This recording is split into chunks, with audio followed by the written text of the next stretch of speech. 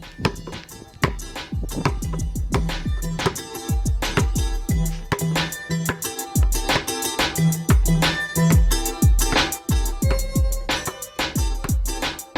Hoop Heads Podcast is brought to you by Head Start Basketball.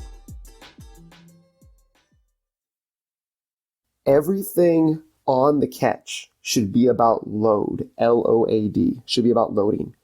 If we can't load, we will not generate power efficiently, and everything else is broken and we're playing catch up. Whether we're shooting off the move, whether we're shooting stationary, whether we're shooting catch or shooting off the dribble, we can simplify and make a shot repeatable if we hit the same load point every single time. Tyler Coston is the founder of Savi Performance.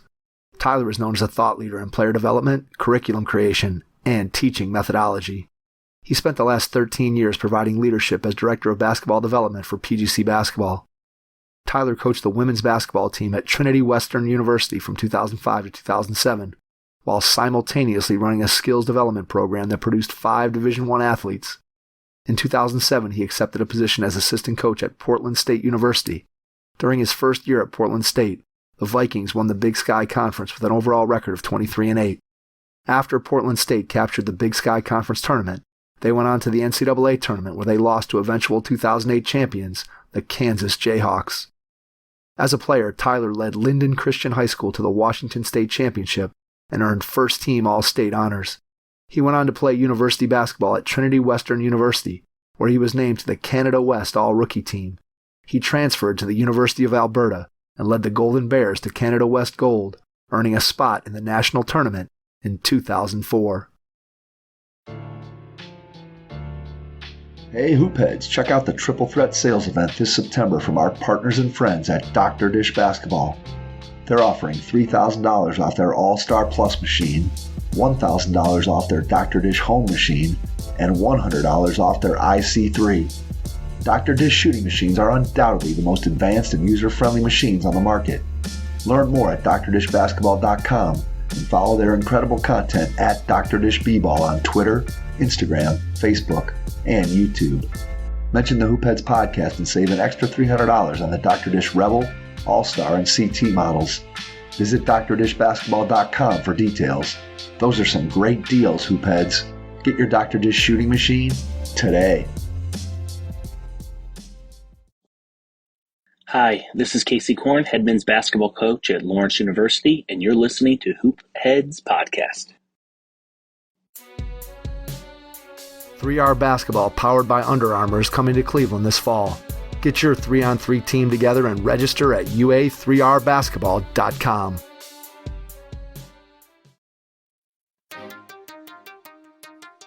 Prepare like the pros with the all-new Fast Draw and Fast Scout. Fast Draw has been the #1 play diagramming software for coaches for years. You'll quickly see why Fast Model Sports has the most compelling and intuitive basketball software out there. For a limited time, Fast Model is offering Hoopheads listeners 15% off Fast Draw and Fast Scout. Just use the code HHP15 at checkout to grab your discount, and you'll be on your way to more efficient game prep and improved communication with your team. Fast Model also has new coaching content every week on its blog, plus play and drill diagrams on its Playbank. Check out the links in the show notes for more. Fast Model Sports is the best in basketball. Have pen and paper by your side as you listen to this episode with Tyler Coston from Savi Performance. Hello and welcome to the Hoopheads Podcast. It's Mike Klinzing here tonight without my co-host Jason Sunkel, but I am pleased to be joined for the second time by Tyler Coston, now from Savi Performance. Tyler, welcome to the Hoopheads Pod. Hey, I appreciate it. Hopefully we can make the sequel better than the original. That doesn't happen often. But I think we're going for like a Top Gun sequel situation here. I think so, man. We're going to put this thing in IMAX, and we'll see what we can come. We'll see what we come up with. See if we can't pull a Maverick out of our hat here. That's good. Well, hey, I want to start off by just talking a little bit about the transition that you've made in your professional career and just what you have in mind with starting Savi. I appreciate that. It was honestly one of the biggest honors and growing experiences of my life, getting to direct camps for PGC Basketball and then create the curriculum and train all of our directors and staff at PGC for many years. And it was beautiful because we got to build a coaching tree that impacted the game at PGC. And, I just felt a tug on my heart to transition a little bit from coaching athletes at camp and training staff to really coaching coaches to revolutionize the way that the game is taught and played. And so I didn't know exactly how to do it, except that was a tug on my heart. And over the past year of, teaching coaches to be more savvy, to look through these 4 lenses of simplicity and adversity and defining their own victory and having an unshakable identity. As I've done that, I really just feel like it's my mission now to impact the game through building a vast coaching tree of coaches that teach the game in such a way that it's a joy to play, and that players just can have a lifelong love affair with the game of basketball. So that's Savi. That's me. And we're just trying to impact the way that people do what they do. All right. I want to ask you a question that is maybe kind of an oddball question, but it's one that always interests me. When you think about what you've started to build, what's been the most interesting part of it, aside from the basketball, the consulting with coaches, all the things that are basketball related, just on the business side of it? Mm-hmm. Maybe it's building a website, maybe it's the marketing. What's the piece of it that you've maybe enjoyed more than you thought you would, that's not directly basketball related, but that's more related to building the actual business of Savi? Yeah, it's a really good question. I'll answer it 3 ways, and the first way will be very brief. I've loved how much it has humbled me. When you aren't the head coach of a team or the owner of the company, when the buck doesn't stop with you, there's always like a certain level of freedom, and you believe that it's actually easy. But when you own everything, you're like, oh my gosh, this is hard, and there's no one to turn to. You just got to figure it out. So I love that it's humbled me and stretched me. First off, I think second is I have learned how much I have yet to learn, and I've loved that as well. I love learning, and this journey has forced me to grow, and I love that about it. And I think the last thing that it's taught me is, if you're not okay with 80%, don't go start a business. Like if you can't say, okay, we got this 80% of the way there, good enough, then you're never going to get anything done, especially when you're starting from scratch. So I've learned to be okay with 80% when you're trying to build something. That's really good advice. And I think it's one that, especially if you want to grow, that if you are relying upon, hey, this has got to be 100% exactly what I envisioned and what I want it to be, it's really hard to get there. And as you grow too, I think one of the things that I've talked to different people who have started businesses in all different walks of life is, you have to be okay once you start to have somebody that works for you, and they might only be 80% of what you want them to be, but maybe they bring an extra 20% of stuff that you never would have thought of. And that's where it really gets interesting, when you start to hire people and put people in positions, and they bring their own personality and way of doing things that might be different from yours, but a lot of times they bring interesting ideas and just thoughts that maybe you didn't have. So it's a challenge, as you said, when you're the boss and you have to make those decisions, kind of like going from an assistant coach to a head coach, right? It's the same idea. Absolutely. As an assistant coach, man, it's easy to sit in that second chair and have lots of suggestions and think, oh, I'd do it this way, or how come he or she's not doing it that way? Mm-hmm. And then once you sit in that chair, you realize, oh yeah, it's not just that one clear cut definition. There's a whole bunch of nuance that goes into making these decisions, because there's a whole lot of things that are tugging you different directions. So I completely get it. Those are really good answers. And I think as you continue to go through the process, you're going to find that there's always new things to learn. I know with the podcast, we're always just trying to figure out, hey, how can we do things just a little bit better? Or how can we reach out to more people? Or how do we get more sponsors on the show? Or how can we just improve the audio just a teeny bit, or whatever it might be? There's always something that you can do to tweak to try to make it better. And if you love what you do, that's ultimately what you end up doing, is trying to figure it out. Yes. Well said. All right, let's go into shooting, which is why we're here to talk tonight. And we're going to kind of use the 10 shooting myths that you've come up with to guide our discussion on how we can improve shooting. And if you look at shooting over the past 15 years, for sure, the level of shot making and shooting has definitely, I think, improved. When you look at whether it's high school players, whether you look at college, whether you look at the NBA, the shooting across the board has gotten better. And yet there's still, I think, a lot of misconceptions about what makes somebody a good shooter and how do you make a player a good shooter, whether you're a coach and you're trying to, hey, how do I get my team to shoot the ball better? Whether you're an individual player saying, hey, how do I improve my shot? There's things that I think are still being taught that are out there that maybe are the things that we need to let go of. So I'm just going to kind of randomly kind of jump off on your 10 things here, your 10 shooting myths, and just grab a couple that really I think we should dive into a little bit deeper. So one of them is freeze your finish. Mm-hmm. So talk a little bit about what that means to you and then why you think that it's a shooting myth that you should freeze your finish. Perfect. And I do this intentionally, Mike, and I'm going to zoom out quick and then zoom back in. And I do this intentionally because I think we as coaches need to do this more and have a principle-based approach to what we teach, what we believe, and how we execute. So if I zoom out on the principle right here, the principle of all 10 shooting myths is this: form doesn't matter nearly as much as coaches think it does. Coaches equate in their mind, and you and I have both been around thousands upon thousands of coaches. Coaches equate in their mind good shooting with good form. And my intent with attacking these 10 shooting myths is to help players and coaches unlearn things that they take as absolute fact, that this form means you are a good shooter. The intent of shooting is to be able to make shots in real games. That's it. That's it. And so too many coaches think that function follows form, like is subservient to it. And my intent with these shooting myths, which we will zoom into, is no. Form follows function. Function means, can you generate power and shoot the ball in a straight line? That's it. Nothing else matters. And so like when coaches or players say that's an ugly shot, it causes me to tend to dismiss them as a beginner coach or a beginner basketball mind. And then I'll say one more thing, sorry, and then you'll probably respond. Then we can dive into not freezing your finish.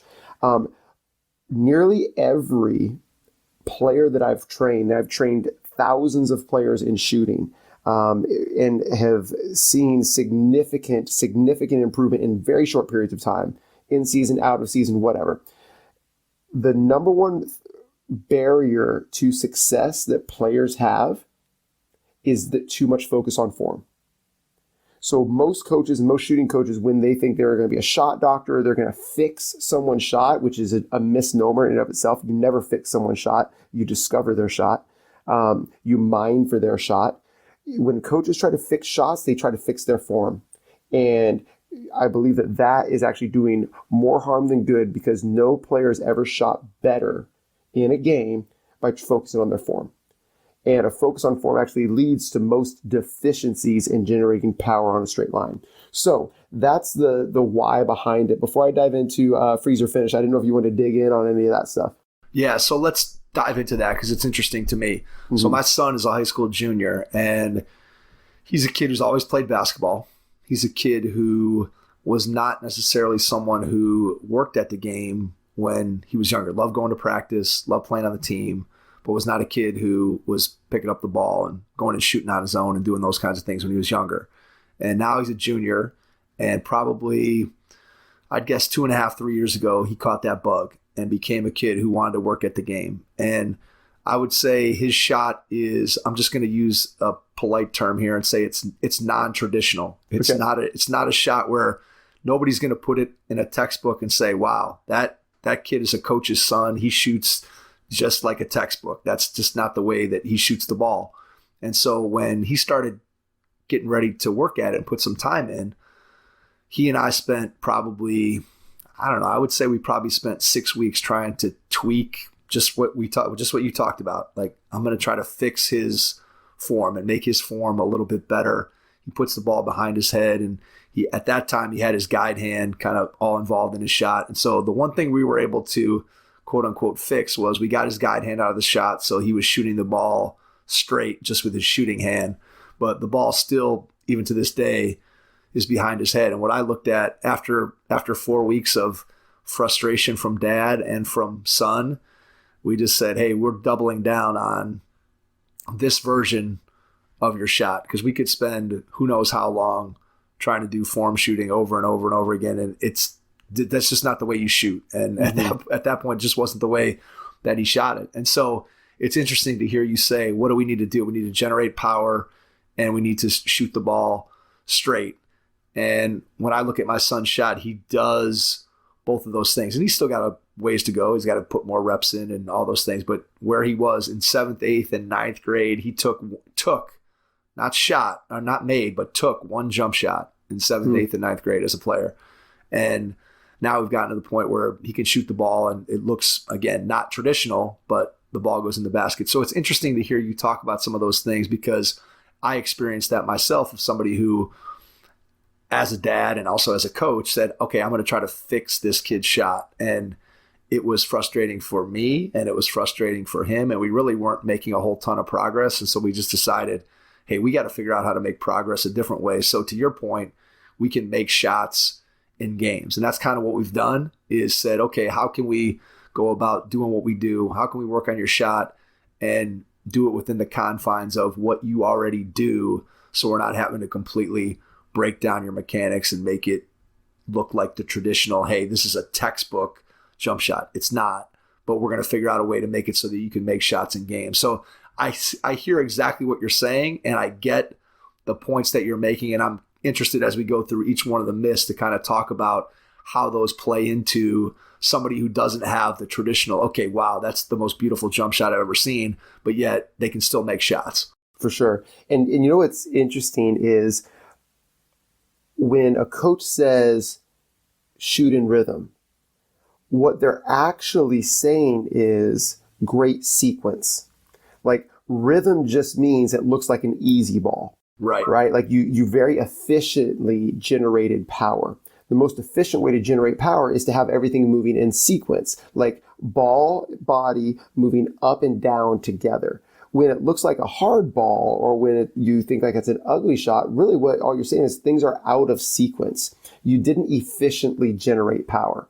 So of course the shortest distance between 2 points is a straight line. And so like any sort of negative energy, like in your son's case where, you know, he's actually doing, he's dipping the ball behind his head.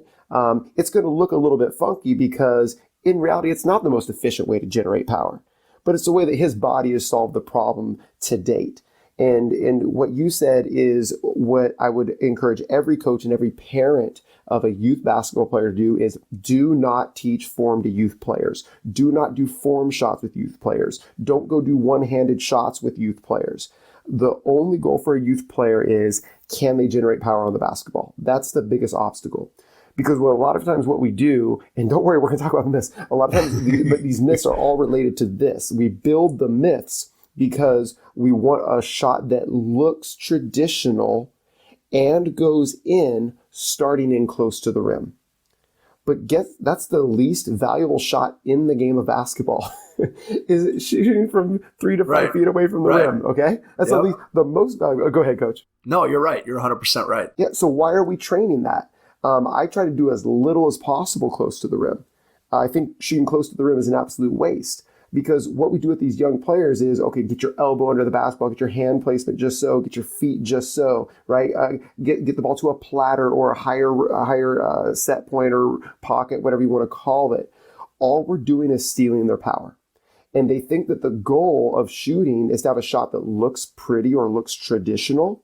And so that's what they focus on. And so their body finds all these other inefficient ways to generate power: leaning back, piking your legs, twisting the body, 2 hands on the ball, whatever, because we've handicapped them with form. We've handicapped them to make them think that freezing your finish is the goal of a shot. Nah, freezing your finish isn't the goal of the shot. Generating power on a straight line is the goal of your shot.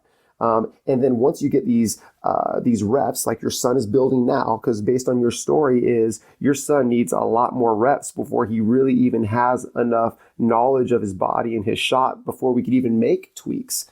Like, I mean, that's the biggest difference I found in working with high school players and pros.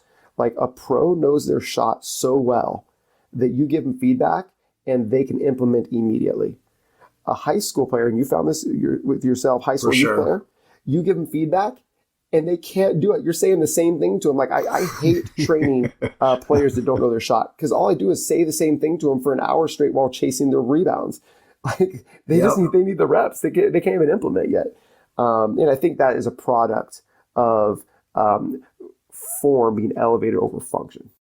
Yeah, that makes a lot of sense. I think it's when you look at how you traditionally see a coach in a gym, whether it's working with somebody one-on-one as a trainer or whether you're looking at coaches, they're always constantly talking about, hey, I've got to have form and I've got to make sure that my player is shooting the ball correctly.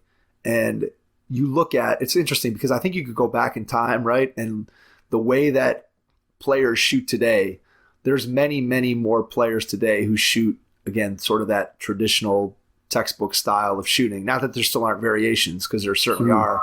But you go back and you look at the history of the game, you think about guys that had different types of shots. You think about Larry Bird's shot. Reggie Miller. Right. You think about Magic Johnson's shot. You think about World B. Free. You think about Jamal Wilkes. You think about all these different guys who had just ways that no coach would ever sit down and go, okay, we're going to design your shot to look exactly like Larry Bird's shot or exactly like Reggie Miller's shot. Like, we want you to shoot like Ray Allen. We don't want you to shoot like Reggie Miller. And yet, again, the results ultimately, does the ball go in the basket, is what you're really looking at. I think so much of what we do today is just focused on, we've got to get the shot to be perfect looking, and sometimes forgetting that everybody goes about it a little bit differently. I think that's what you're saying. Yeah, absolutely. So, you know, if we zoom into freeze your finish, freezing one's finish is, in my opinion, more of an evaluative tool than a production of power or line.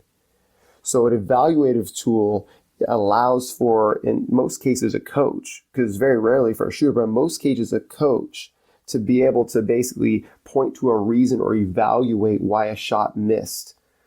Short, flat, long, left, right? Or a way to evaluate balance. If you look at some of the best shooters in real games, especially when contested and shooting quickly off the move, it's very rare that they're actually going to freeze their finish. What's more important is directing a player's focus to what's actually going to help them generate power more. Freezing one's finish doesn't generate power. I think that freezing one's finish is just an inefficient way to say, shoot with positive energy. Positive energy means that our energy is going up and towards the rim with our entire body, right? It doesn't really, if you freeze your finish, but you have negative energy, meaning you're rocking back to your heels, you're actually inefficient. Whereas a lot of times allowing more freedom of movement and having a relaxed, kind of like a Steph Curry, a Trae Young type of a finish, that's actually going to generate more power of the ball and have a much easier ball. I want all of players' focus to be in one place prior to the catch, or rather on the catch, and another place throughout their shot, and I don't want their focus anywhere else in a game. And this will go down to like what I think would actually improve your son's shot the most. I haven't seen him shoot, but I know that type of a shot. Everything on the catch should be about load, L-O-A-D, should be about loading. If we can't load, we will not generate power efficiently, and everything else is broken and we're playing catch up. Whether we're shooting off the move, whether we're shooting stationary, whether we're shooting catch or shooting off the dribble, we can simplify and make a shot repeatable if we hit the same load point every single time. That's the key to shooting. All of the inefficiencies come from not hitting that load point in sequence. And so we get out of sequence. So where is this load point? I would encourage every shooting coach, every parent, every player, you must video your shot at least once a week. And the only thing you're looking for is, where is your body, ball, and eyes when your hips are at their lowest point? Where's your body, ball, and eyes when your hips are at the lowest point? So most players that can't generate power, and I would guess that your son is one of these because he generates power with a dip behind his head, is most players are actually lifting the ball as their hips are still going down into load. That's two things working in opposition. So what that's telling me about your son is he's out of sequence. The ball's getting a little bit ahead of himself. And my guess is for him, he's generating his power as his hips start to go upward. He's actually generating his power from behind his head as his hips go up. So that's how he's found the solution, right? Which, inevitably is going to make it a little bit of a slower release. But if we can just get the ball going to its lowest point, what traditionally is called a dip, right? I just call it a load. If we can get the ball going to its lowest point at the same time our hips are at their lowest point, then everything else is going to be relaxed and we're going to shoot an easy ball. If that's all we focus on the catch, we're going to be good. From the moment we hit our load, which is the first of 3 steps of the shot, from the moment we hit our load, I want a player's focus to only be on their target. That's it. They're focused on the target. If they're focusing on their follow through, that is taking focus away from their target. That's why I think it's a hurtful myth. I never want a player to think about their follow through. I want a player only to be thinking about their target. And then on the third step, when we're actually firing the ball, when we're shooting it, then I want it just to be on feeling an easy ball.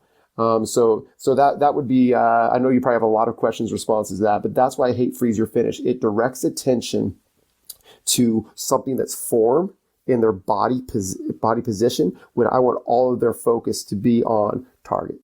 Okay, so 2 things. First of all, I think the diagnosis of when I think about my son's shot, it's 100% spot on in terms of getting that sequence correct and making it so the shot becomes smoother and easier. And that goes back to something that you said earlier where it's about the reps. And when we first started the process, the reps were disjointed and you could just see his body's going all different kinds of directions. And therefore, as you said, you're generating all that power from putting the ball behind your head. Mm-hmm. And now, as we've gotten more and more and more reps, and we've got 2.5 years worth of reps in almost every day, now that shot is far, far smoother than what it was before. It's still, when I think about, okay, what makes it so that his shot from 15 feet now is pretty smooth. But when we step back out behind the 3-point line, now you go back to, it's almost like you regress back years because you just can't generate that same power with the same type of motion. And so to your point, and I think it's a really good one, is you have to be able to have those reps in so that you start to get a feel for your own shot. When you don't have a feel for your own shot, I can give you directions. Like he'll ask, what do you see? And I'm always like, well, look, the ball is going further back behind your head. And when it goes further back behind your head, then you're out of rhythm because your legs are going one way and your ball is going the other way. And it's just your body parts are working against each other. But the more you shoot, and again, for him, it's at about a 15-foot range that he's now got that motion down pretty well. He just hasn't been able to extend that range. Like that's the next phase, and being able to extend and get all those pieces of it that you're talking about. So I think that to me really resonated. And then the second thing that you said when it comes to freeze your finish is your shot, you want it to be about, at the end, you want it to be about how it feels. And I think anybody who's been a shooter knows what your shot feels like when it's going in. Like there's things, to your point, when I was shooting that I knew that if I was coming up short a lot, I knew what the adjustment was that I needed to make. And I could make that fairly quickly. Now that didn't mean I always made it perfectly, but I knew kind of what I was doing because I could feel, okay, something's off a little bit. I'm coming up short. Here's what I need to do in order to make that shot get back to where it needs to be. And the only way you get that is by lots of reps. And as you said, by just developing a feel. Because when somebody hasn't shot the ball very much, you ask them, hey, what did that feel like? Or, you know, I mean, they They look don't at know. you. No, They'll they're make just, something up. right. They just, they make something up, or they just stare at you like, I don't even know what I'm supposed to say to that. Mm-hmm. So I think it's a great point, again, to say that if you develop that feel, now you can start to self-adjust, or you can react to or take advantage of something that a coach might say to you. Absolutely. And, you know, for you, for your son, for anyone listening, like when I work with a player on their shot, 90% of what we do is getting loaded. Just getting loaded, 90%. Basketball is a game of opposites, and it holds true for shooting as well. If we want to generate efficient power upwards on the ball, because we got to shoot it up, there are a lot of 10-footers out there, we need to go opposite first. We've got to load downwards. And nearly every problem I've ever seen can be solved at what we call the load point, where our feet, body, and ball are at the load point.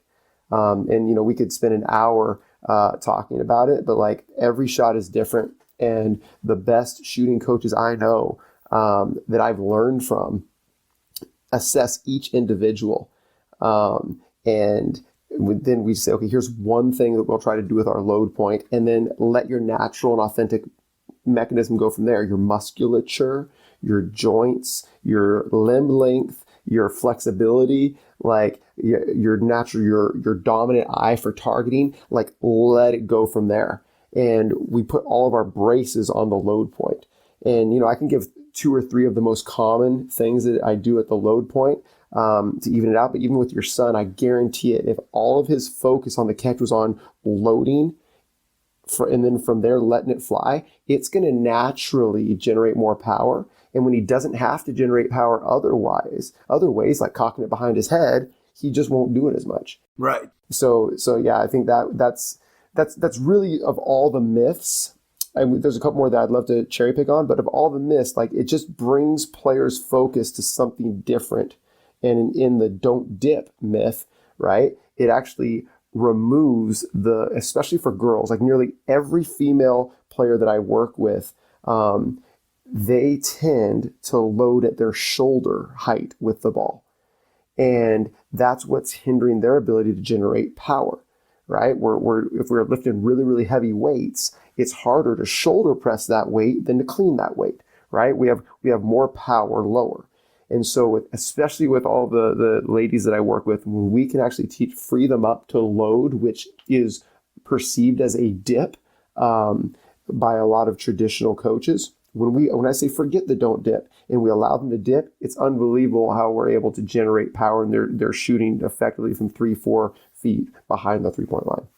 It's interesting that you say that, because I don't know that I've ever necessarily processed that with female players, but as you were saying that, I started picturing my own 2 daughters, and then I started picturing high school girls games that I've watched and the millions of travel girls basketball games that I've watched. And I think about how girls shoot, and you're almost, I mean, I'm just picturing again the girl bringing the ball to her shoulder and then taking that shot. Like I can't picture in my head very many girls that are loading that ball down by their waist level and taking that dip that, you know, you traditionally see more with guys. I can almost see this like rhythmic girl stepping into her shot and boom, bringing that ball right to her shoulder. Yep. And then shooting it from there. So what's the process when you're working with a female player who has that habit?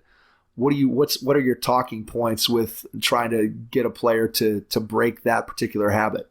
Mm-hmm. Okay, I'm going to get there. But here's just the crazy thing. Everyone in the world would recognize that WNBA players are stronger than high school female players. And to a T, nearly every great shooter in the WNBA loads, or what others would say is a dip. I mean, if we were on video right now, I've got it queued up. I got everybody from Sue Bird to Diana Taurasi. I got everybody just loading. So it's ludicrous to think that these stronger players would not need to generate power in this way. And yet a weaker player right? Should be able to go from the shoulder. So that being said, now your question, what are teaching points? Okay. The vast majority of what you would hear me say in a shooting workout, which I do love to do, but I won't ever do a one-off shooting workout. I will only work with someone if they're committed to the process for a period of 3 months or more. I'm not going to mess around unless someone's committed, because you can't really make a change otherwise. You're just throwing darts at a board. For sure. The vast majority of what you'll hear me say is this: yes, no, yes, no. That's 90% of what you're going to hear me say during a workout, because they're trying to discover the feeling of their authentic shot. Like I've trained my eye and my lens to know if they're shooting an easy ball in sequence. So here's how we would start. Okay, if I was working with your son, with a high school girl, it doesn't matter. It just matters, what are we going to hone in on? We're going to do the same stuff with everybody. We're going to go from 10 to 15 feet, and I'm just going to watch them shoot 10 to 15 shots. Just going to observe, saying nothing, right? After they're done, I'm going to ask them how it felt. Like, did that feel like an easy ball? Yes or no? Okay. What did it feel like when you made it? Okay. What did it feel like when you missed badly? Okay. And so I'm going to start to try to get some words that are associated with their feeling. So for the rest of their workout, when I coach them, I'm using their words, right? So the phrase that I would use with coaches or shooting trainers is observe, connect, correct. You got to observe first.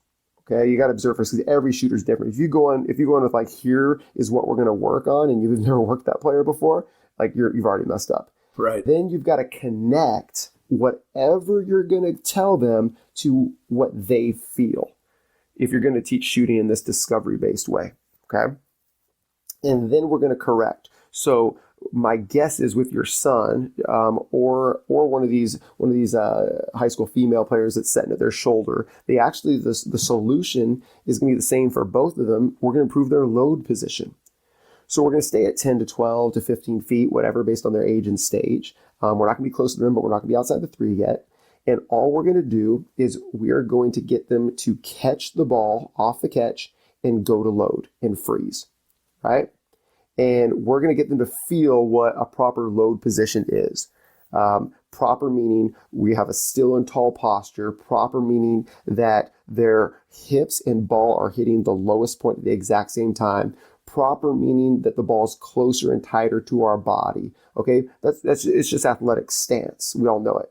Okay, and then once we get there and they freeze, and I say go, they shoot it, right? And so we're going to shoot, however many, 10 to 15 more shots where they actually have to pause at their load to feel it before they shoot it. They're just working on their sequence, right? And during those 15 shots, the only thing that they're going to hear me say is yes, no. That's it. That's good. Feel that. Not it. Try again. That's it. So they're just trying to discover their load position. So what we're going to do is we're going to build up, and maybe we'll do, and I've got a couple of different little prescriptive kind of like drills, but everything is about their load position. There's nothing about, at this point, we're not working about hand placement. We're not working on like how we're lifting. I don't care about where the ball goes to as the pocket or the set point. I don't care about freezing your finish, nothing. We're just working on load position. And so from there, we might kind of branch out a little bit, and we might, go to load position off of some sort of a bounce, or we might go to load position off of some sort of a footwork. We might go to load position off of some sort of a pivot, or we might go to load position off of some sort of movement, or we might go to load position off of some sort of a rocking motion, whatever. But we're just trying to get their body to discover how to load out of dynamic circumstances, because that's the difference between how most trainers and coaches teach shooting in practice versus a game. In practice, you stay in one spot doing the same thing over and over and over again with perfect passes from underneath the basket. That's not what happens in a game. There's speed, there's pressure, there's movement, there's balance, there's all these other variables. And that's why I think honestly, most stationary shooting is an absolute colossal waste of time. It just doesn't transfer. We want to practice something that transfers to an actual game. So we're going to try to imitate these scenarios of bad passes, strange angles, weird body positions, different types of movements, but to then eliminate variables by loading. And that's what it means to shoot in rhythm for us. Like if you can get loaded and still get your shot off, you shoot it. If you can't get loaded, you already know you're not shooting it. And so you don't decide whether or not you're shooting it as you start to lift the basketball. You've decided whether or not you're shooting it on your load. Am I balanced and can I get it off and not blocked? Okay, I talked for a long time there. I'm sure you have some thoughts and pushback. Okay, so let me ask you this. This is, I think, an interesting one, and it goes to one of the myths and what we can talk about. We've actually talked about probably already about 5 or 6 of them as we've gone through and talked. But when I hear you talking about getting those shots with passes that aren't coming from directly underneath the basket, which with passes that are not perfect, obviously anybody who's played in a basketball game knows that that is true. You are not getting very many passes being spit out to you from under the basket, although you are getting more than you would have 15 or 20 years ago when that pass of somebody driving to the basket and kicking it back out to the three, that play didn't even exist 15 or 20 years ago. So now every once in a while you might get one of those, but you don't get very many.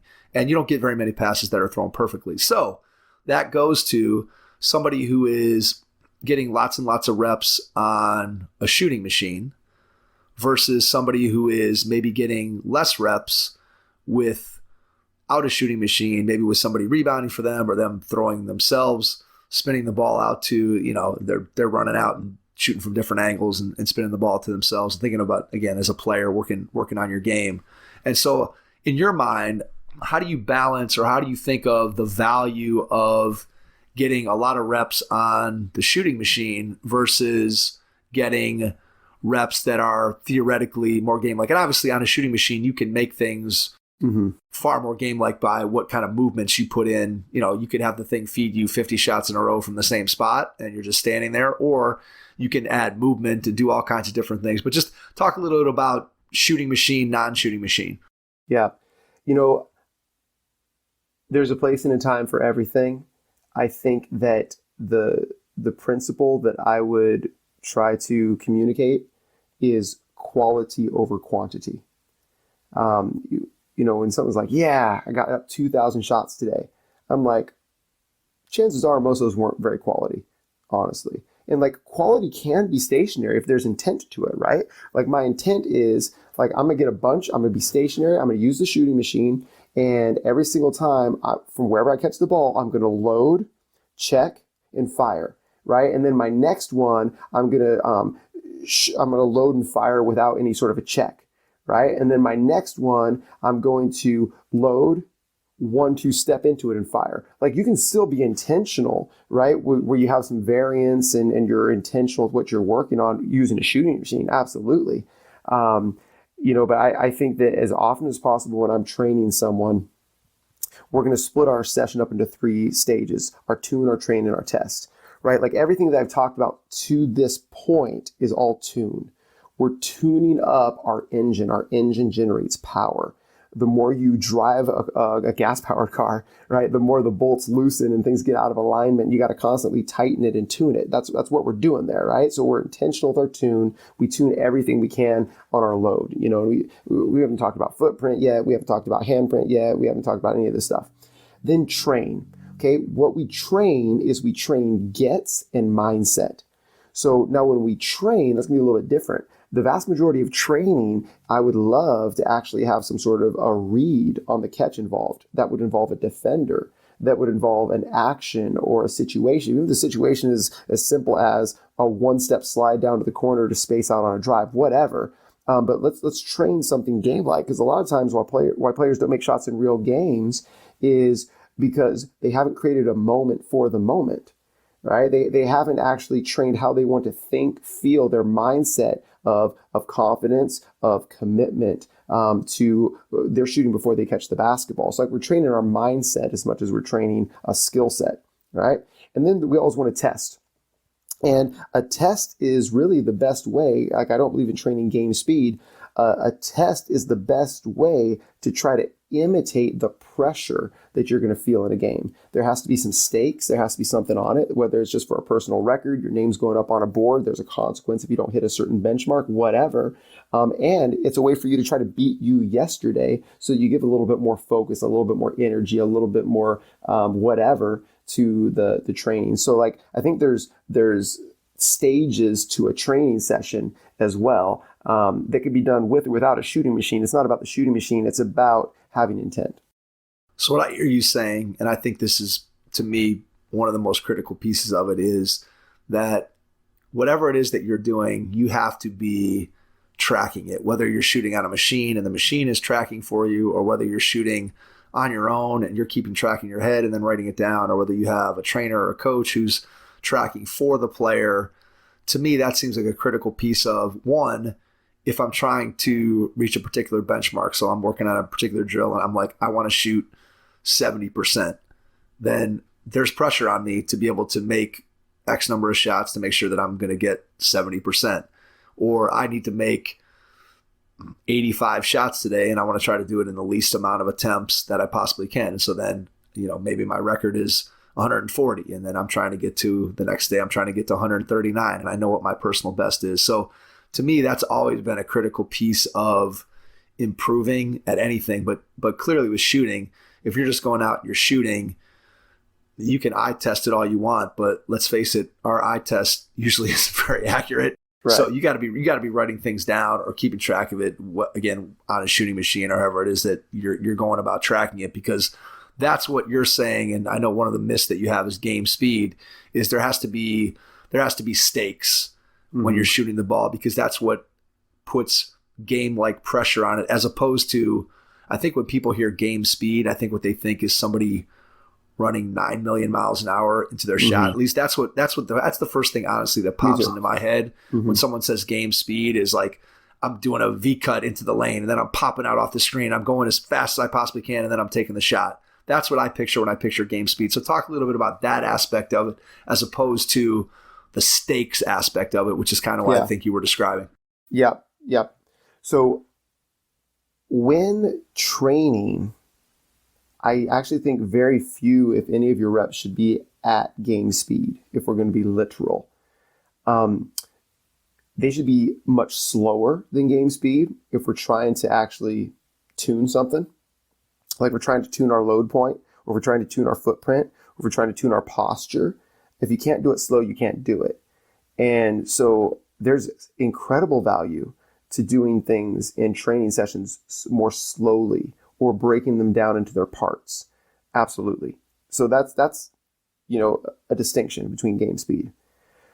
But there's also a time to train in a challenge way, or in an adverse way, where it would actually be much more difficult. Game speed just is like a difficulty thing, I think, right? Where it's like, okay, we're gonna throw a defender out here that's flying at you and trying to block every single shot. What that actually is doing is forcing you to shoot faster than you would be comfortable doing. We're going to, add some movement or add some stakes, right? So I think we want to actually train outside the pocket. The pocket is what we want to constrain a player to be able to do within a game. But training should be outside the pocket, both above and below. And so I think that's kind of the myth, is like, let's try to imitate a game completely. Disagree. I think we actually want to train well outside the pocket and train range, then constrain ourselves to the middle of the pocket in games. All right, so give me that. I understand exactly what you're saying when you say below the pocket and above the pocket, but just dive into that a little bit deeper. I think you've all explained both concepts, but just lay it out step by step, what those two things actually mean. Perfect. One of the things that your son should do below the pocket, or much slower than game speed, not something that would be identical to a game, is he should do rockers from about 10 to 12 feet. A rocker is where he's going to get to his load position, everything low, loaded. We don't need a deep squat, just knees kind of broken. And he's going to have the ball around his belly button height, as tight to the body as we can. He's going to rock 2 times from his heels to his toes. He wants to keep his posture still. He wants to primarily just rock on his ankles and his knees, and he wants to stay balanced. As he rocks onto his toes for the 3rd time, as he feels his toes dig into the hardwood or the pavement or wherever he's shooting, as his toes dig into the pavement, he wants to feel the ball coming off his fingertips. As his toes dig into the pavement, he wants to feel the ball come off his fingertips. Now, this rocker is training below the pocket. It's slower. It's not very game-like, but it's tuning his sequence. What it's actually going to do is it's going to eliminate his ability to cock the ball back behind his head because he doesn't have time. Rocking from your heels to your toes is so quick that it doesn't have time for anything but a straight line movement up and then out to the rim.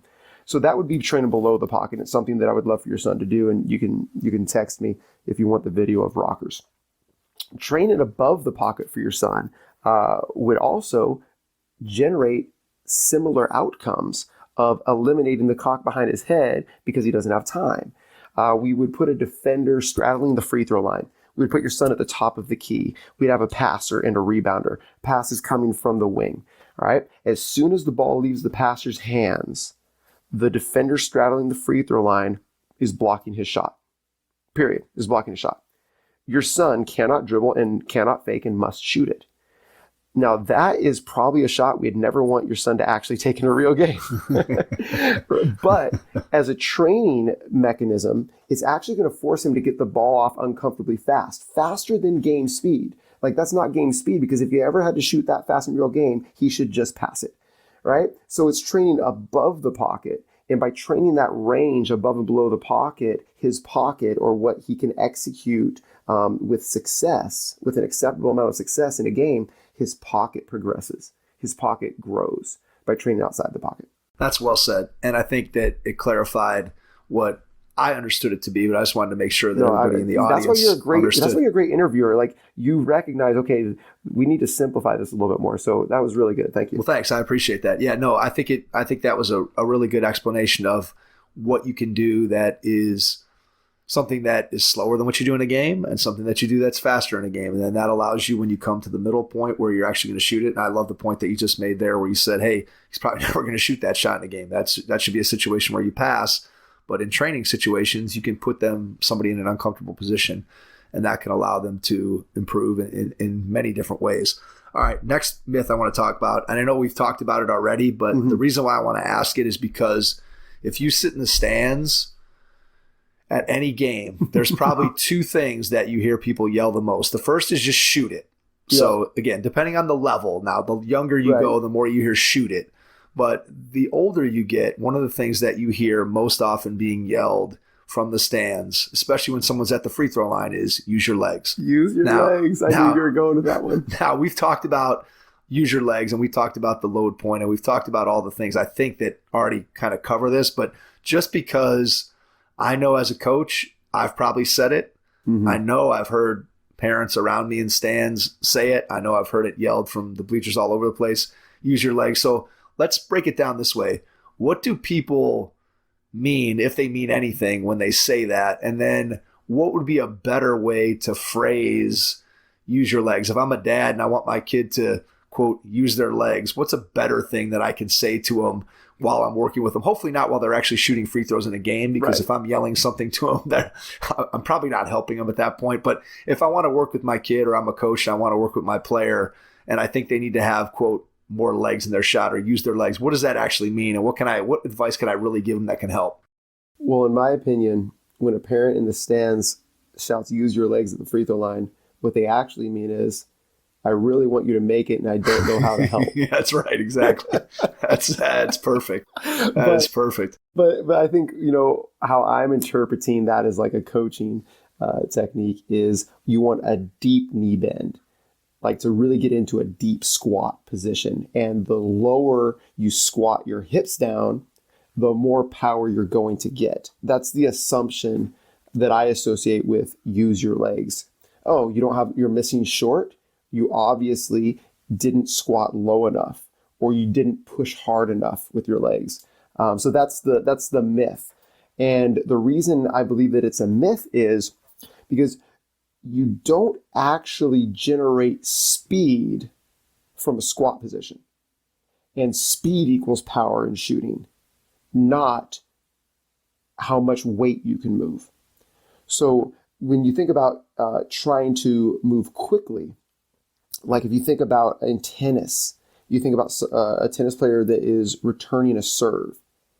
They're not in a deep squat position, right? They're just in like, I call it having your knees just broken, right? They're just broken a little bit. It's how you might like skip rope quickly. Like you're like, that's the position. When you think about any sort of a speed movement, It's never done from a deep squat. Even like defense. Like that's why I also really dislike like get low on defense. No, like if you're in a deep, low position, you're actually slow. You might be strong, but you're slow. Like we actually want to be in our most athletic position. And so if you look at the players that can generate power from very, very deep, they're not actually shooting what is a historic jump shot where you're elevating as high as you can and then as a second part pushing the ball to the rim. They're generating power by a smooth continuous motion, and most power for shooting from distance or shooting from behind the three-point line is actually generated by your ankles and your wrists. So what a better thing to correct afterwards would be use your ankles and wrists and generate more speed. The deeper you squat and the more you use your legs, the more variables you're entering into your shot. The more time and things that can go wrong, which is the same thing with your son, and why long-term it'd be good for him to try to eliminate some of that backwards dip of the ball. He's just introducing more variables into the shot, more things that can go wrong when he feels tired or is under pressure. He has to hit his sequence perfectly in order for him to generate power effectively on the ball. And so the more you use your legs going to a deep squat, the harder it is to hit your perfect sequence. That's a really good point about the variables in your shot. And I think that's one of the things that when I'm talking to players about shooting, you try to get them to do things that are repeatable and repeatable in an easy fashion. And the more movement you have, the more things going on, the more, again, I guess your words, out of sequence, which I like, that makes your shot that much more difficult to become repeatable. And look, you can make a shot that looks non-traditional. You can make it repeatable, but sometimes it takes more reps. It takes more effort than it would with a more, quote, traditional shot, in the way that somebody's loading the ball and making sure that they're getting themselves into the proper position and having the proper sequence. Now you're able to do that and repeat it, as you said, when you're tired, when you're fatigued, when you're under pressure. All those little variables that can come out, the less movement you have in your shot, the better. So I like the idea of wrists and ankles. I don't think anybody's going to start yelling that. I'm pretty sure they're still going to. I'm pretty sure they're going to keep yelling, use your legs. But maybe now I can wish they'd be a little bit more authentic and be like, please make it. Just make the shot, right? Exactly. That would be honest, right? That would be honest. That's what Dad really wants to have happen. Is just make that shot. I don't care if you're throwing it in the basket. Let's shoot it Rick Barry style, whatever. Let's just get that thing. We need to come back to the Rick Barry style at the end if we may. Yeah, absolutely. But I want to give anyone listening, because like simplicity wins. Like you don't need all these implements. You don't need all these crazy drills. You don't whatever. Like, can you just simplify your shot and get your load position right? And then there's some little things from there. But like I have rarely seen a player that can't improve their shooting performance by improving their load. Like we all talk about fight for faster feet, catch shot ready. It's all load position. That's all it is. Right. But can you get there under duress? So for use your legs, to fight against use your legs. And if you have a player, because there are players that get way too low with their knee bend. So I would go 3 drops. And 3 drops, again, like I really like our tuning portion to be somewhere between 15 to 18 feet. And then when a player shows that they can generate power, which it sounds like that's where your son is, then I would start to actually tune them outside the 3-point line. And once they can generate power from there, I'd actually tune them outside the 4-point line or the NBA 3-point line. Because all we're trying to do is efficiently generate power and more power. So 3 drops would be this. I put them 15 to 18 feet. You can try this with them. I'd love your feedback. I'd love for you to send me video of it. Absolutely. You got me fired up right now about what we can do with your son shot in the next 2 days. Here we go. He gets to his load position. And 3 times he's going to just kind of hop onto his toes, like if he was skipping rope, speed skipping, right? Hop on and come right back to his load position. 1, 2, 3, just 3 drops, right? He's not going lower and lower. He's hitting his load position each time, just off little hops. Think of these as what's called as a hop catch or an airborne receiver. We're both, if you're hitting the ground at the same time, you're just receiving the ball 3 times in a row, but the ball stays in your hands. On the 3rd load, on the 3rd drop, he's dropping and going right up into his shot. What we're doing here is we're teaching our body how to generate power without a deep knee bend. We're training our body how to actually use that elastic force from like how you would, kind of hop to jump to generate that elastic quick force and put it right onto the basketball. I would do that with him for, 10 to 15 reps doing the same thing. Yes, no, yes, no. And it would just direct his focus to one thing. That's good. And I think that it's funny because a lot of the versions of some of the things that you've been talking about are things that at various points that we've tried, we've attempted, we've done some variations of it. And it's just a matter of, again, I think one of the things, this has always been something that me as a coach, I'm always like, I'm going to try this, and we try it. And then I'm like, oh, what about this? Let's try this over here. And I think, you said simplicity wins. And sometimes I get caught up in, oh, let's try this. That'd be cool. Let's try that. And sometimes we don't always stick with it, as long as we should in order to be able to make it work. And it's funny because what honestly has, to this point, generated, I'd say, the most improvement is just reps and talking through it and that feel piece of it, which that's a hard thing to be able to, I think as a coach, it's a hard thing to be able to teach because it does require that constant conversation. Obviously, I have an advantage with my son because I can have a conversation with him all the time. Right. And so that makes it a lot easier to be able to talk about, hey, how'd that feel, or what's going on today with your shot, or how's that three-pointer feeling today versus how it felt yesterday, and why do you think you struggled today, and those kinds of questions that you can talk about and then have a dialogue, and then you can come back and try to put those pieces in place. But I like that idea of being able to hit that load point 3 times and getting to that spot where, okay, here's where the ball needs to be. Now, how do we get it up into that shooting position as efficiently as possible, and then start to move the ball from back over the top of the head or behind the head and starting to move it forward as much as possible. And then that's also going to make his release point a little bit higher. And there's a whole bunch of advantages that go along with being able to fix that. I think that's really good advice that you're sharing there.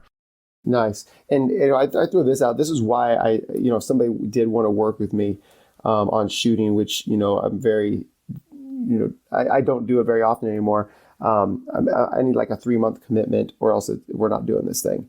In shooting, more than any other skill in basketball, obeys the law of compound interest. So I ask players this question all the time. Would you rather have $1 million check right now or 1 penny doubled daily for 30 days? Right. And you've heard this one before. Yep, for sure. Players haven't, right? And they're like, give me the $1 million, man. And then I walk them through it, and how a penny doubled every day for 30 days will actually result on day 30 over $5 million. And like, what? But what's crazy is after like 26, 27 days, it's still only a couple $100, right? If the $1 million person's laughing at the penny person after 27 days, but can you stay consistent? Because that breakthrough is going to happen at some point if you can just go through the pain of not seeing any results for a significant period of time, and then compound interest kicks in and it just blows up. And I mean, I saw that in my own shooting career and in the thousands of other players that I've worked with and the hundreds of other players that I've worked with over years. Just most players aren't willing to continue to consistently do the work without seeing the results.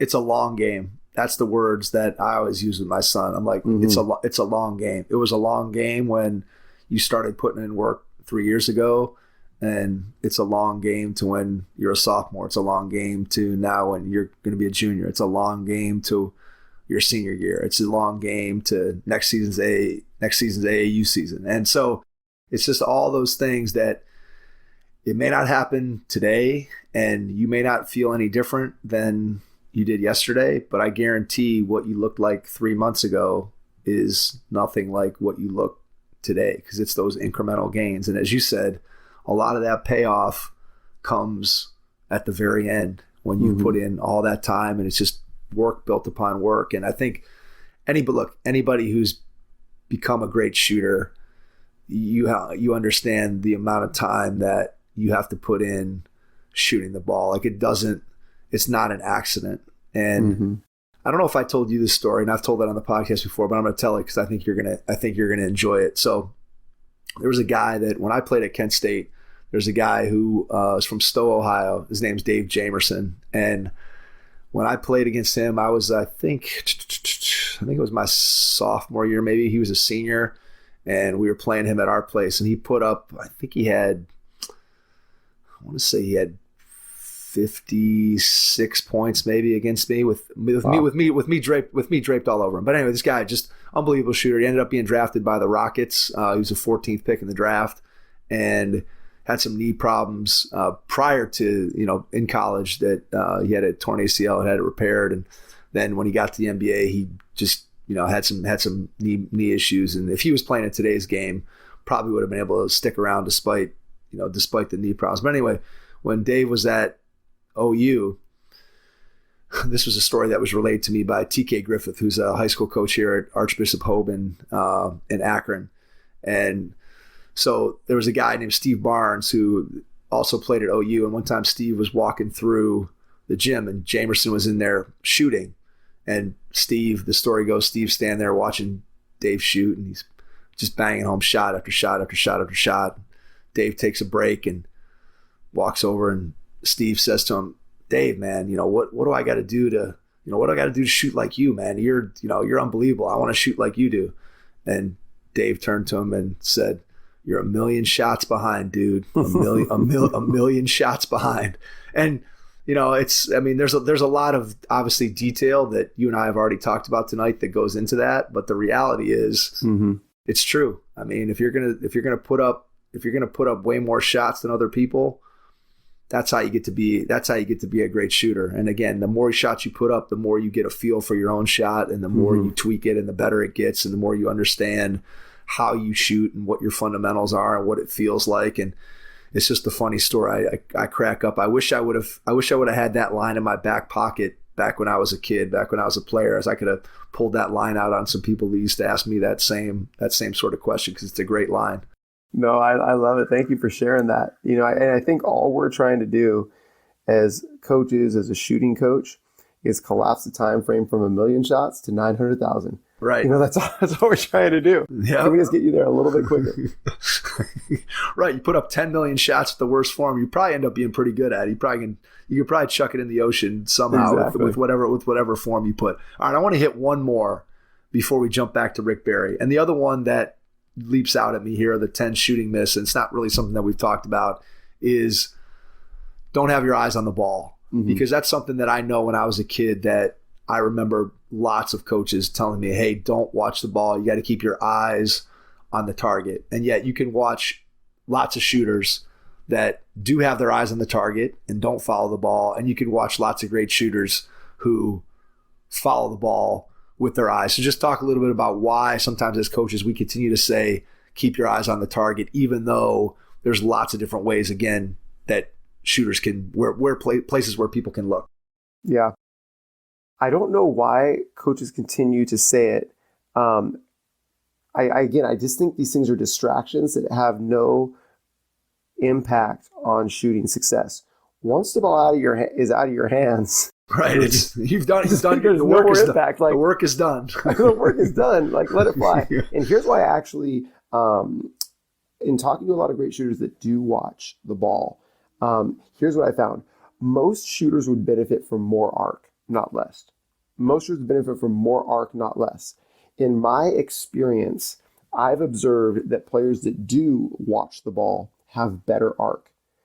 And I think they have better arc because they tend to take in more data than the shooters that just keep staring at their target. I mean, we're not shooting at a target. We're actually trying to shoot and drop the ball into a ring. It's very, very different, right? So like keeping our eye fixed on a target would be like how you might aim a rifle. We're actually trying to shoot over an obstacle, the front of the rim, and drop it into a ring. And so I think that observing the arc while it's being shot and then having the data come in of the outcome, okay, that trajectory resulted in whatever, short, long, whatever. And so I think players would really, really benefit from adjusting trajectory, not just power.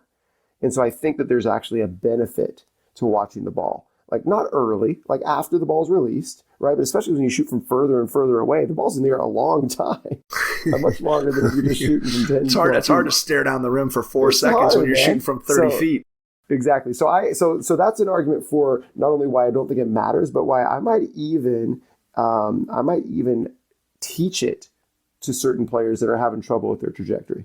I like the idea of thinking about the arc. I know one of the things when I've watched players shoot, I think one of the things that I've observed or I notice is sometimes when you have a player that watches the ball, they tend to have their head back a little bit more, which I think also leads to what you just described, which is that player shooting with more arc. I don't know how they're directly related with putting your head back. I've observed that as well, and I don't know yet either.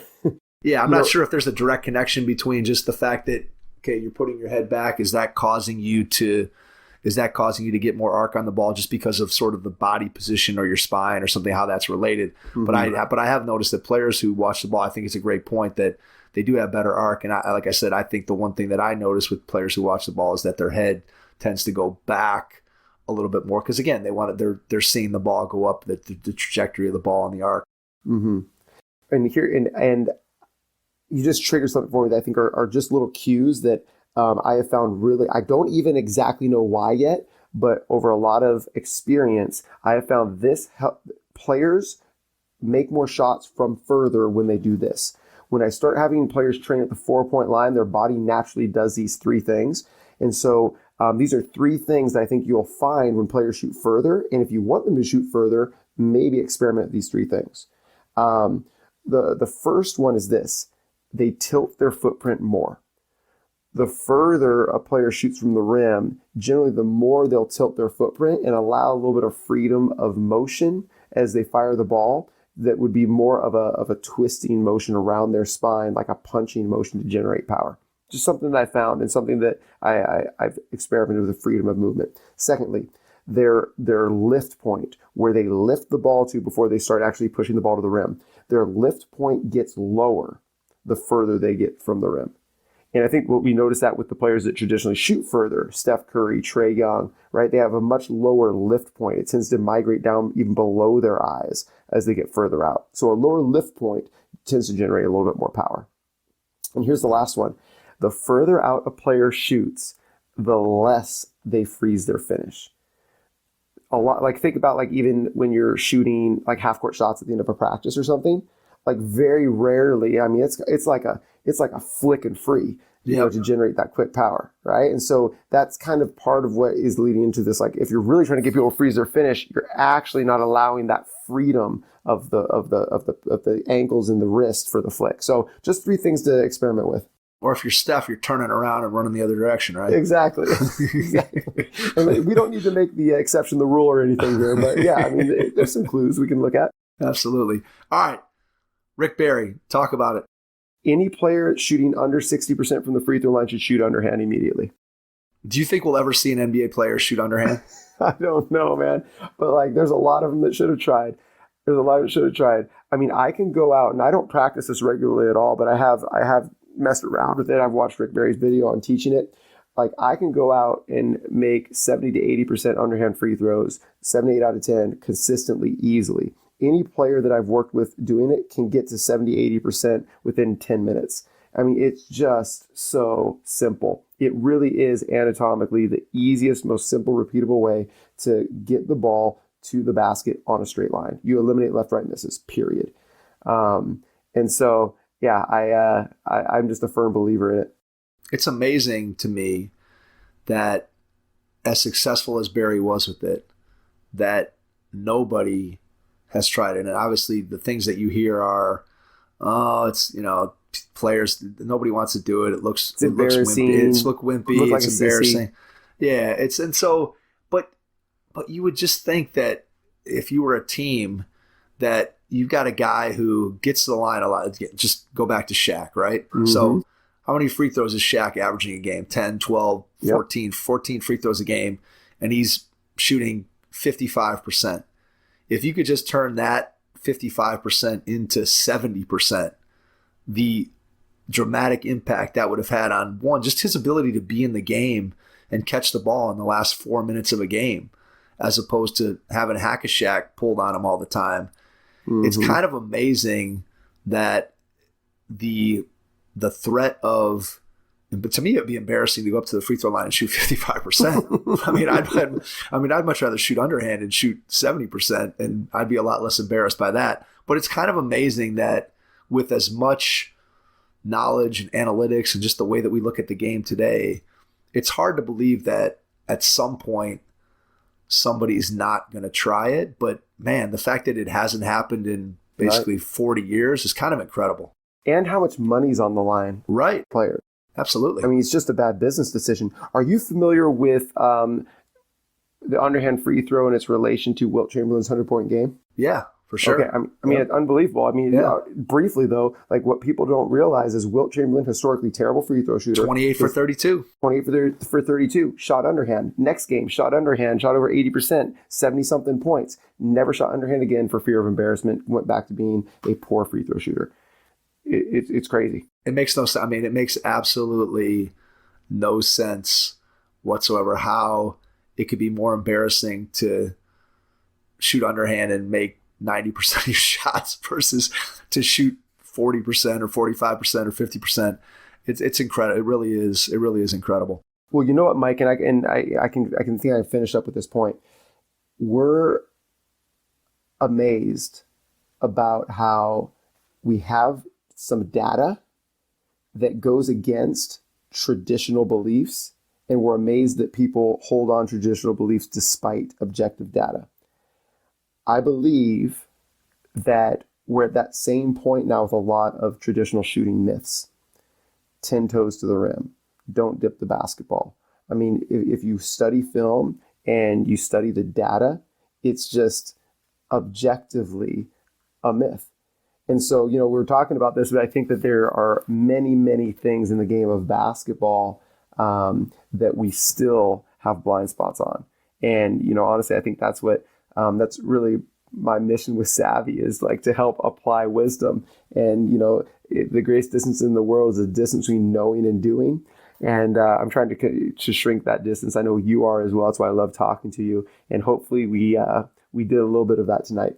I think we did. I think what's interesting is theoretically the way that the technology is today, the way that analytics is today, and just the information that we have access to, whether it's a high school coach, whether it's a college coach, NBA, whether it's players, trainers, just the ability to just whip out your phone and film your own shot or film your kid's shot or film one of your players' shots, just that piece of it. And then you combine it with the things that might have previously been, the eye test. Like I just look, this is what I think I see. And then now it's so easy to watch film. It's so easy to analyze. It's so easy to get information and data that I think it's becoming harder and harder to defend those quote unquote traditional positions just because there's so much data out there. Like I think from a shooting standpoint, right? Like you can go on YouTube and find every shot that Steph Curry took last season and just look at it and observe it and watch what he's doing. And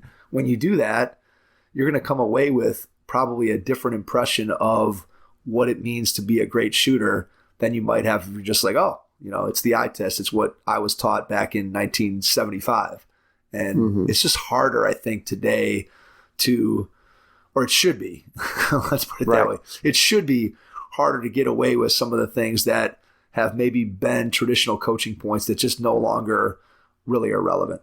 No, well said. Very well said. All right. Before we get out, I want to give you a chance, share how people can reach out to you, how they can get in touch with you, find out more about what you're doing with Savi, email, social media, website, whatever, and then I'll jump back in and wrap things up. Cool. Thank you. You can always get me at Tyler Coston on Twitter, TylerCoston, tylercoston.com to see how we're supporting coaches. And you can get my email in there. Please sign up for the newsletter. I really put some of the best things I find and discover in the game of basketball out weekly. You can sign up for that at tylercoston.com. And if you do want to commit to a 3-month shooting journey anywhere in the world, we're going to be launching our athlete journey in the spring once the season's done, where I'm looking for a dedicated group of 24 athletes that want to go on a 3-month journey to become their best. So that's coming in the spring after the season. So keep an eye out for that. Get on the email list. Cool. That's good stuff. Tyler, cannot thank you enough for jumping back on with us for a second time. Really appreciate it. And to everyone out there, thanks for listening, and we will catch you on our next episode. Thanks. 3R Basketball, powered by Under Armour, is coming to Cleveland this fall. Get your 3-on-3 team together and register at ua3rbasketball.com.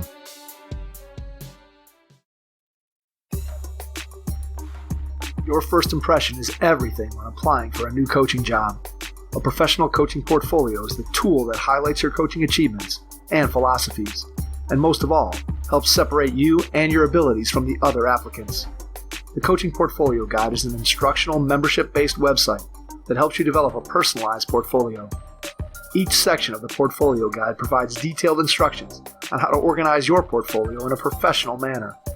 The guide also provides sample documents for each section of your portfolio that you can copy, modify, and add to your personal portfolio. As a Hoopheads Pod listener, you can get your Coaching Portfolio Guide for just $25. Visit coachingportfolioguide.com/hoopheads to learn more. Thanks for listening to the Hoopheads podcast, presented by Head Start Basketball.